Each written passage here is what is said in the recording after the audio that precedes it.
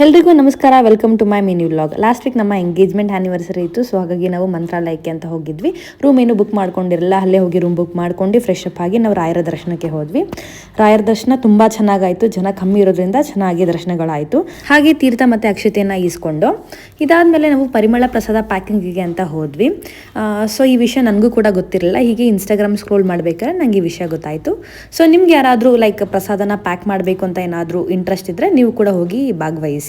ಒಂದು ಒಳ್ಳೆ ಎಕ್ಸ್ಪೀರಿಯನ್ಸ್ ಕೂಡ ಆಗುತ್ತೆ ನಿಮಗೆ. ಹಾಗೆ ರಾಯರ ಸೇವೆ ಮಾಡೋ ಒಂದು ಭಾಗ್ಯ ಸಿಗುತ್ತೆ. ನನಗಂತೂ ತುಂಬಾ ಖುಷಿ ಆಯಿತು ಇಲ್ಲಿ ಕುತ್ಕೊಂಡು ಆ ಪ್ರಸಾದನ ಪ್ಯಾಕಿಂಗ್ ಮಾಡಿದ್ದು. ಇದಾದಮೇಲೆ ನಾವು ಅನ್ನದಾನಕ್ಕೆ ಅಂತ ಹೊರಟ್ವಿ. ಆದರೆ ಅನ್ನದಾನ ಸ್ಟಾರ್ಟ್ ಆಗೋದು ಇನ್ನು 1-1.5 ಗಂಟೆ ಆಗುತ್ತೆ ಅಂತ ಹೇಳಿದರು. ಹಾಗಾಗಿ ಹೊರಗಡೆ ತಿನ್ನೋಣ ಅಂತ ನಾವು ಬಂದುಬಿಟ್ವಿ. ಚಿಕ್ಕ ವಯಸ್ಸಲ್ಲಿ ಜಾತ್ರೆಗಳಿಗೆ ಹೋದಾಗ ಈ ವುಡನ್ ಬ್ಲಾಕ್ಸ್ಗಳಲ್ಲಿ ಅಚ್ಚುಗಳನ್ನ ಹಾಕ್ಸ್ಕೊಳ್ತಿದ್ವಿ ಮೆಹಂದಿನ.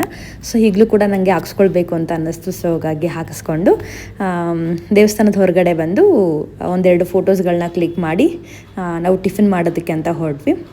ಸೊ ಇದು ನನ್ನ ಮಿನಿ ವ್ಲಾಗ್ ಆಗಿರುತ್ತೆ. ಮುಂದೆ ನೆಕ್ಸ್ಟ್ ನಾವು ಎಲ್ಲಿಗೆ ಹೋಗಿದ್ವಿ ಅಂತ ನಾನು ನೆಕ್ಸ್ಟ್ ವ್ಲಾಗಲ್ಲಿ ತಿಳಿಸ್ತೀನಿ. ಸಿಗುವ ನನ್ನ ನೆಕ್ಸ್ಟ್ ವ್ಲಾಗಲ್ಲಿ. Thank you for watching.